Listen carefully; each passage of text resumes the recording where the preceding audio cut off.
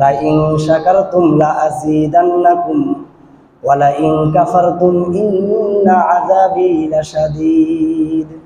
বান্দা, আমি তোমাকে যে সমস্ত নিয়ামত আমি তোমাকে দিয়েছি, তুমি যদি আমার এই সমস্ত নিয়ামতের শুকরিয়া আদায় করো, আমি রব্বুল আলামিন ওয়াদা করতেছি তোমার নিয়ামতকে আমি আল্লাহ আরো বাড়িয়ে দিব। আপনার জায়গা জমি সম্পদ যতটুকু আছে, আপনি যদি এই সম্পদের উপরে যদি আপনি শুকরিয়া আদায় করেন, আল্লাহ পাক রব্বুল আলামিনের যদি কৃতজ্ঞতা আদায় করেন, আল্লাহ পাক রব্বুল আলামিন ওয়াদা করতেছেন আমি এই বান্দার শুকরিয়া, এই বান্দার ধন সম্পদ আমি আরো বাড়িয়ে দিব। বনি ইসরাইলের মধ্যে দুইজন যুবক, বনি ইসরাইলের একজন পয়গাম্বর ছিলেন, নাম হলো তার হযরতে মূসা আলাইহিস সালাতু ওয়াস সালাম, যাকে বলা হয় কালামুল্লাহ। এই হযরতে মূসা আলাইহিস সালাতু ওয়াস সালাম আল্লাহ পাক রব্বুল আলামিনের সাথে সরাসরি কথা বলতেন। হযরতে মূসা আলাইহিস সালাতু ওয়াস সালাম একদিন আল্লাহ পাক রব্বুল আলামিনের সাথে কথা বলার জন্য তুর পাহাড়ে যাইতেছেন। যাওয়ার সময় পথিমধ্যে দেখলেন একজন মানুষ, সে তার হাত নাই, পা নাই, কোনো কিছু নেই, মাত্র একটা গোস্তের টুকরা হয়ে জমিনের মধ্যে পড়ে আছে। হযরতে মূসা আলাইহিস সালাতু ওয়াস সালাম তার অবস্থা জানতে চাইলেন। এবার ওই মানুষটা বলতেছে, ভাই মূসা, তুমি তো আল্লাহ পাক রব্বুল আলামিনের সাথে কথা বলতে যাইতেছ, তুমি আল্লাহ পাক রব্বুল আলামিনকে জিজ্ঞাসা করবা আমার মতো একজন অসম্পূর্ণ পঙ্গু মানুষকে আল্লাহ পাক রব্বুল আলামিন কেন সৃষ্টি করলেন। হযরতে মূসা আলাইহিস সালাতু ওয়াস সালাম ওই লোকটার কাছ থেকে বিদায় নিয়ে আবারও পথ চলা শুরু করলেন। চলতে চলতে আরেকজন গরিব মানুষের সাথে দেখা হলো। এই মানুষের একটা মাত্র ঘর, থাকার জন্য কোনো জায়গা নয়, খাওয়ার জন্য কোনো খাবার নাই, পরার জন্য কোনো কাপড় নেই, এমন একজন অসহায় মিসকিন মানুষ। ওই মানুষটা হযরতে মূসা আলাইহিস সালাতু ওয়াস সালামকে বলতেছে, পয়গম্বর মূসা, তুমি তো আল্লাহ পাক রব্বুল আলামিনের সাথে কথা বলতে যাইতেছ, কথা বলার পরে আল্লাহ পাক রব্বুল আলামিনকে জিজ্ঞাসা করবা যে আল্লাহ পাক রব্বুল আলামিন যেন আমার মধ্যে একটু সচ্ছলতা দান করে, আমার যেন একটু ধন সম্পদ যেন আল্লাহ পাক রব্বুল আলামিন দান করে, খাওয়ার জন্য যেন আল্লাহ পাক রব্বুল আলামিন আমার রিজিকের ব্যবস্থা করে দেয়, বসবাস করার জন্য যেন আমার বাসস্থানের ব্যবস্থা করে দেয়।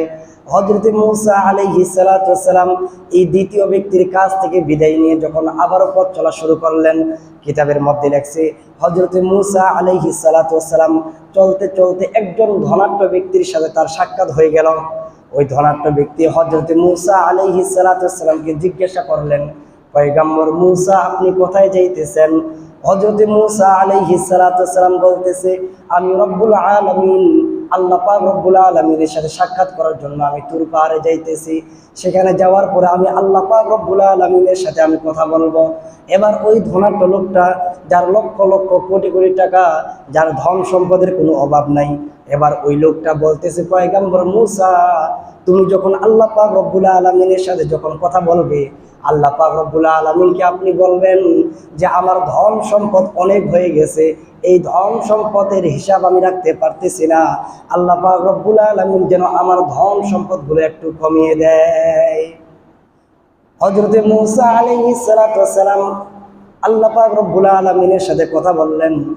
কথা বলার পরে যখন তার গন্তব্যের দিকে ফিরতেছিলেন, প্রথম ওই ধনাঢ্য ব্যক্তি, যার ধন সম্পদ অনেক বেশি, যার টাকা পয়সার কোনো অভাব নাই, ওই মানুষটা বলতেছে, পয়গম্বর মূসা, আমার খবর কি? আমার কথা কি আল্লাহ পাক রব্বুল আলামিনকে বলেছেন কিনা? হযরতে মূসা আলাইহিস সালাতু ওয়াস সালাম বললেন, আমি আপনার কথা আল্লাহ পাক রব্বুল আলামিনকে বলেছিলাম। আল্লাহ পাক রব্বুল আলামিন বলেছে, তুমি যদি তোমার ধন সম্পদ কমাইতে চাও তাহলে তোমাকে নাশুকরি করতে বলছে। আল্লাহ পাক রব্বুল আলামিনের নাশুকরি করতে বলছে, কৃতজ্ঞতা আদায় করতে অস্বীকার করেছে, আল্লাহ পাক রব্বুল আলামিনের শুকরিয়া আদায় করতে নিষেধ করেছে। এবার ওই ধনাঢ্য ব্যক্তি বললেন, এটা কিভাবে সম্ভব যে আল্লাহ আমাকে এত মায়া করে, এত আদর করে আমাকে সৃষ্টি করলেন, ওই আল্লাহর নাশুকরি আমি কিভাবে করব? যে আল্লাহ আমাকে অবাক সুন্দর একটা গঠন দিয়ে আমাকে সৃষ্টি করলেন, আল্লাহ পাক রব্বুল আলামিন মানুষকে কতটা সুন্দর করে সৃষ্টি করেছেন। আল্লাহ পাক রব্বুল আলামিন সূরাতুত তিনের মধ্যে বলেন, লাকাদ খালাকনাল ইনসানা ফি আহসানি তাকওয়িম। আল্লাহ পাক রব্বুল আলামিন বলেন, পৃথিবীতে যত মাখলুকাত আছে সমস্ত মাখলুকাতের থেকে সবচেয়ে সুন্দর করে আমি মানুষকে সৃষ্টি করেছি। এবার ওই ধনাঢ্য ব্যক্তি বলতেছে যে আল্লাহ আমাকে এত সুন্দর করে আমাকে সৃষ্টি করলো, আমার দুটো হাত দিয়েছে, দুটো পা দিয়েছে, দেখার জন্য দুটো চোখ দিয়েছে, আমি কোনোদিন আল্লাহ পাক রব্বুল আলামিনের নাশকরি করতে পারবো না। হযরত মূসা আলাইহিস সালাম বললেন, তুমি যদি আল্লাহ পাক রব্বুল আলামিনের নাশকরি করো, যদি শুকরিয়া আদায় করতেই থাকো, তাহলে কিয়ামত পর্যন্ত তোমার ধন সম্পদ কোনোদিন কমবে না।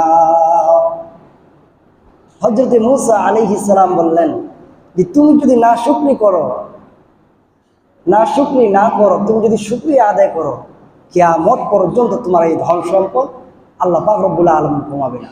কারণ এটা আল্লাহ পাক রব্বুল আলামিনের ওয়াদা, আল্লাহ পাক রব্বুল আলামিনের প্রতিশ্রুতি যে বান্দা তুমি শুকরিয়া আদায় করলেই আমি তোমার সম্পদ বাড়িয়ে দেব। সুবহানাল্লাহ। এবার হযরত মূসা আলাইহিস সালাতু ওয়াস সালাম দ্বিতীয় ব্যক্তির কাছে আসলেন। দ্বিতীয় ব্যক্তির কাছে আসার পরে যার হাত পা কিছুই নেই, বস্তির একটা টুকরা হয়ে জমিনের মধ্যে পড়ে আছে। এবার হযরত মূসা আলাইহিস সালাতু ওয়াস সালাম ওই মানুষটাকে বললেন যে আল্লাহ পাক রব্বুল আলামিন তোমাকে সৃষ্টি করেছে, তার আল্লাহ পাক রব্বুল আলামিনের একটা উদ্দেশ্য হলো আল্লাহ পাক রব্বুল আলামিন যেই জাহান্নাম সৃষ্টি করেছেন, ওই জাহান্নামের মধ্যে একটা গর্ত আছে, ওই জাহান্নামের ওই গর্তটা পূরণ করার জন্য আল্লাহ পাক রব্বুল আলামিন তোমাকে সৃষ্টি করেছেন। এই কথা যখন ওই অসুস্থ মানুষকে বলছে, ওই অসুস্থ মানুষ এবার দু চোখ দিয়ে অশ্রু সারি দিয়ে বলতেছে আলহামদুলিল্লাহ। ওই লোকটা যখন শুকরিয়া আদায় করছে, হযরত মূসা আলাইহিস সালাতু ওয়াস সালাম তো রেগে গেছেন যে আল্লাহ পাক রব্বুল আলামিন তোমাকে জাহান্নামের জন্য সৃষ্টি করেছে, এরপরেও কেন তুমি শুকরিয়া আদায় করলা? এবার ওই মানুষটা বলতেছে, মূসা দেখো, আল্লাহ পাক রব্বুল আলামিন আসমান সৃষ্টি করেছে মানুষের জন্য, জমিন সৃষ্টি করেছে মানুষের জন্য, পাহাড় পর্বত সবকিছুই সৃষ্টি করেছে মানুষের জন্য, কিন্তু আল্লাহ পাক রব্বুল আলামিন আমাকে ভালোবাসে, আর আমাকে ভালোবাসে বলেই আল্লাহ পাক রব্বুল আলামিন তার নিজের জন্য সৃষ্টি করেছেন।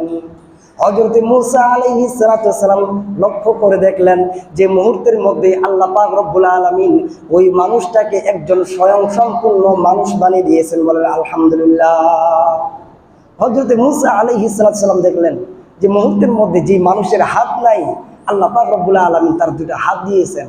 যে মানুষের পা ছিল না, আল্লাহ পাক রব্বুল আলামিন ওই মানুষটাকে দুইটা পা দিয়েছেন। সুবহানাল্লাহ। এবার হযরত মূসা আলাইহিস সালাতু ওয়াস সালাম তৃতীয় ব্যক্তির কাছে আসলেন, যার ঘর বাড়ি কিছুই নেই, যার থাকার কোনো ব্যবস্থা নেই, একটা মাত্র ভাঙ্গা ঘর আছে। এবার ওই লোকটা বলতেছে আল্লাহ পাক রব্বুল আলামিন আমার কথা কি বলেছেন? হযরত মূসা আলাইহিস সালাতু ওয়াস সালাম বললেন যে আল্লাহ পাক রব্বুল আলামিন তোমাকে বেশি বেশি শুকরিয়া আদায় করতে বলেছে, তোমাকে বেশি বেশি আলহামদুলিল্লাহ পড়তে বলেছে। এই কথা যখন শুনছে, ওই লোকটা এবার রেগে গেছে আর বলতেছে আল্লাহ পাক রব্বুল আলামিন কি আমাকে দেখে না? আমার তো কোনো কিছুই নেই, আমার থাকার জন্য ঘর নেই, খাওয়ার জন্য খাবারের ব্যবস্থা নেই, আল্লাহ পাক রব্বুল আলামিন কি আমাকে দেখে না? এমন লোক আছে না নাই? এমন লোক আছে না যে আল্লাহ পাক রব্বুল আলামিন কি আমাকে দেখে না? সমস্ত বিপদ আপদ খালি আমাকেই দেয়। অনেক মানুষ বলে না যে আল্লাহ পাক রব্বুল আলামিন সমস্ত বিপদ শুধু আমাকেই দিতেছে, আল্লাহ পাক রব্বুল আলামিনের কি চোখ নেই? তো এই লোকটা যখন এবার হযরত মূসা আলাইহিস সালাতু ওয়াস সালামকে বলছে যে আল্লাহ পাক রব্বুল আলামিন কি আমাকে দেখে না? আমার এমন একটা কঠিন এবং করুণ অবস্থার মধ্যে আল্লাহ পাক রব্বুল আলামিন আবার শুকরিয়া আদায় করতে বলেছে, আমি শুকরিয়া আদায় করব না। হযরত মূসা আলাইহিস সালাতু ওয়াস সালাম দেখলেন এই লোকটা যখন না শুকরিয়া আদায় করেছে, দেখলেন মুহূর্তের মধ্যে একটা বাতাস এসে তার যে একটা মাত্র ঘর ছিল, এই ঘরটা পর্যন্ত উড়িয়ে নিয়ে চলে গেছে। ওই লোকটার একটা মাত্র ঘর ছিল, কিন্তু না শুকরি করার কারণে, আল্লাহ পাক রব্বুল আলামিনের নাফরমানি করার কারণে যে একটা ঘর ছিল, ওই ঘরটা পর্যন্ত একটা বাতাস এসে ওই ঘরটা উড়াই নিয়ে চলে গেছে। এবার ভালো হয়েছে না?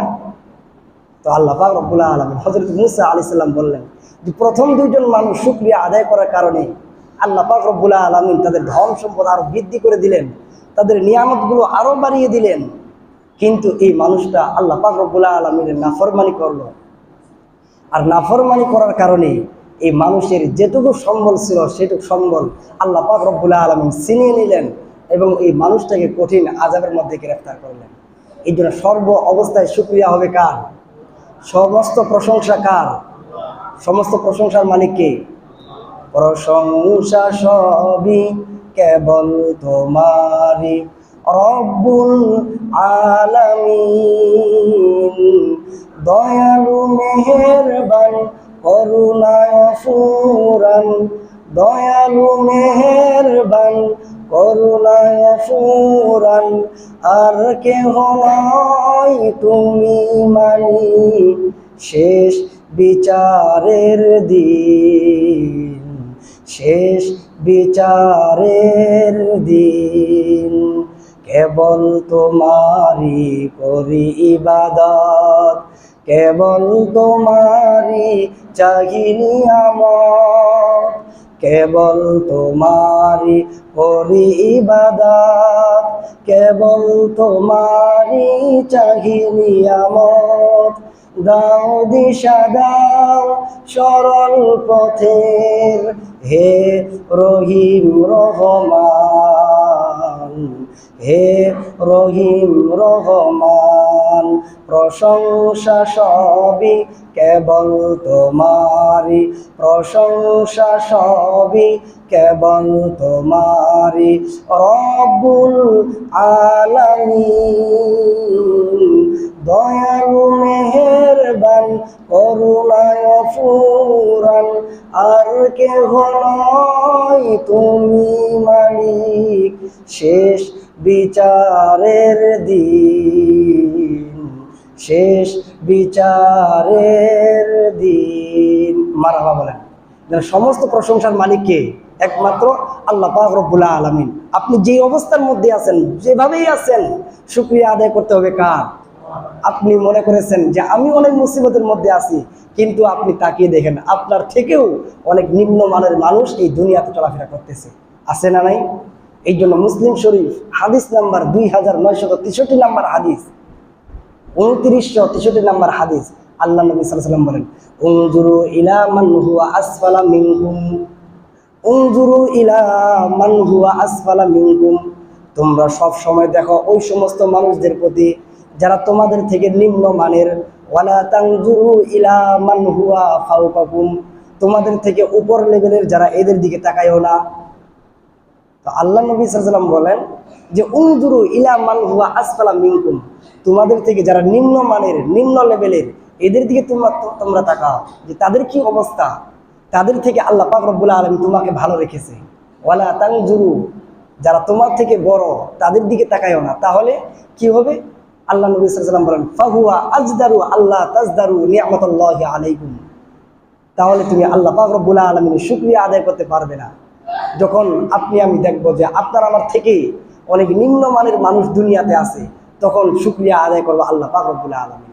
আর যদি বলি যে ওই মানুষটা এত টাকার মালিক, আমি এত গরিব, আল্লাহ পাক রব্বুল আলামিন তাকে কত সম্পদ দিয়েছে, আমাকে দেয় নাই, তাহলে কোনোদিন শুকরিয়া আদায় করা সম্ভব হবে না। ইরানের সেই বিশ্ববিখ্যাত কবি আল্লামা শেখ সাদি রহমাতুল্লাহ আলাইহ, আপনারা নাম শুনেছেন?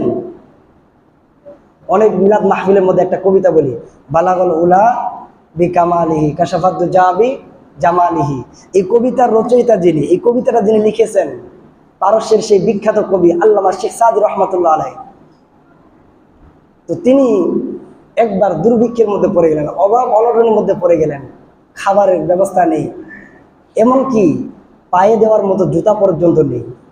তো আল্লামা শেখ সাদি রহমাতুল্লাহ আলাইহ চিন্তা করলেন, হায় রে, আমি ইরানের সেই বিশ্ববিখ্যাত কবি, অথচ আমার পায়ে দেওয়ার মতো জুতা নেই, আমি কতটা নিম্ন অবস্থায় আমি রয়েছি। তো আল্লামা শেখ সাদি রহমাতুল্লাহ আলাইহ তিনি রাস্তা দিয়ে হাঁটতেছেন, তো রাস্তা দিয়ে হাঁটতে হাঁটতে দেখতেছেন রাস্তার মধ্যে একজন ভিক্ষুক ভিক্ষা করতেছে, তার দুটা পায়েই নেই, তার দুইটা পা নেই। তো আল্লামা শেখ সাদি রহমাতুল্লাহ সাথে সাথে সেজদার মধ্যে পড়ে গেছে, আর বলতেছে, আল্লাহ আমার ভুল হয়ে গেছে, আমার পায়ে দেওয়ার মতো জুতা নেই, কিন্তু এই মানুষটার তো দুটা পা নেই, আল্লাহ তুমি আমাকে কত নিয়ামত দিয়েছো, আলহামদুলিল্লাহ। এই জন্য সবসময় দেখতে হবে কোন দিকে, যারা আপনার আমার নিম্নমানের দিকে, যা তাদের দিকে দেখতে হবে, তাহলে শুকরিয়া আদায় হবে। আর যদি উপর লেভেলের দিকে তাকাই, তাহলে আল্লাহ পাক রব্বুল আলামিনের শুকরিয়া আদায় করা সম্ভব হবে না। এই জন্য আল্লাহ নবী সাল্লাল্লাহু আলাইহি ওয়াসাল্লাম বেশি বেশি দোয়া করতেন, আল্লাহুম্মা আইন্নি আলা শুকরিকা ওয়া যিকরিকা ওয়া হুসনি ইবাদিক। আল্লাহ নবী সাল্লাল্লাহু আলাইহি ওয়াসাল্লাম দোয়া করতেন, আল্লাহুম্মা আইন্নি আলা যিকরিকা, আয় আল্লাহ আপনার জিকির আদায় করতে আমাকে সাহায্য করুন। ওয়া আলা শুকরিকা, আপনার শুকরিয়া আদায় করতে, আপনার কৃতজ্ঞতা আদায় করতে আপনি আমাকে সাহায্য করুন।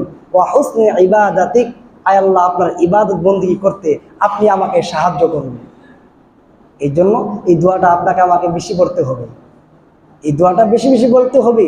আল্লাহুম্মা আইন্নি আলা যিকরিকা, বলেন আমার সাথে বলেন, আল্লাহুম্মা আইন্নি আলা যিকরিকা আলা শুকরিকা ওয়া হুসনি ইবাদাতিক, আয় আল্লাহ আপনার ইবাদত বন্দেগী করতে, আপনার কৃতজ্ঞতা আদায় করতে, আপনার শুকরিয়া আদায় করতে আপনি আমাকে সাহায্য করুন। তাহলে আমি শুকরিয়া আদায় করতে পারবো। আর যদি উপর লেভেলের দিকে তাকাই তাহলে শুকরিয়া আদায় করা সম্ভব নয়। তো আল্লাহ পাক রব্বুল আলামিন বলেন, লা ইন শাকারতুম লা আযীদান্নাকুম ওয়া লা ইন কাফারতুম ইন্না আযাবি লাশাদীদ। বান্দা তুমি যদি আমার নিয়ামতের শুকরিয়া আদায় করো তাহলে আমি তোমার নিয়ামতকে বাড়িয়ে দিব, আর যদি নিয়ামতের শুকরিয়া আদায় না করো তাহলে আমি তোমার কাছ থেকে ছিনিয়ে নিব এবং তোমাকে কঠিন থেকে কঠিন আযাবের মধ্যে আমি গ্রেফতার করব। এই জন্য প্রত্যেকটা কাজের শেষে আমাদেরকে শুকরিয়া আদায় করতে হবে। আল্লাহ নবী সাল্লাল্লাহু আলাইহি ওয়াসাল্লাম হাদিসে পাকের মধ্যে বলেছেন, কুল্লু আমরিন জিবাল লাম ইবদা বিল হামদুলিল্লাহ ফাহুয়া আখতা। আল্লাহ নবী সাল্লাল্লাহু আলাইহি ওয়াসাল্লাম বলেন, যে সমস্ত কল্যাণমূলক কাজ আছে, যে সমস্ত ভালো কাজ আছে, এই সমস্ত কাজের শেষে যদি আলহামদুলিল্লাহ আল্লাহ পাকের শুকরিয়া আদায় না করা হয় ওই কাজটা অসম্পূর্ণ থেকে যায়, ওই কাজটা অসম্পূর্ণ থেকে যায়। তাহলে সম্মানিত মুসল্লিয়ানে কেরাম, যদি আজকের আলোচনা বুঝে থাকেন তাহলে বলেন তো, আল্লাহ পাক রব্বুল আলামিন আপনাকে আমাকে হাত দিয়েছেন, এই হাত এটা আমাদের নিয়ামত কিনা? এই হাত আমরা কোন কাজে ব্যবহার করব? আমাদেরকে ভালো কাজে ব্যবহার করতে হবে, এটাই হলো শুকরিয়া। আল্লাহ পাক রব্বুল আলামিন আপনাকে আমাকে জবান দিয়েছেন, এই জবান এটা বড় নিয়ামত।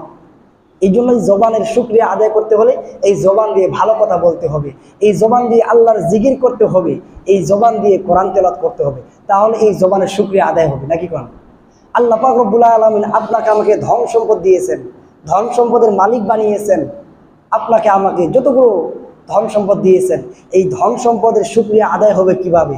এই ধন সম্পদগুলো গুছিয়ে রাখলে বা এই ধন সম্পদগুলো আমরা খারাপ কাজে ব্যয় করলে শুকরিয়া আদায় হবে, নাকি এই ধন সম্পদগুলো মসজিদ মাদ্রাসা আল্লাহ পাক রব্বুল আলামিনের রাস্তায় দান করলে শুকরিয়া আদায় হবে?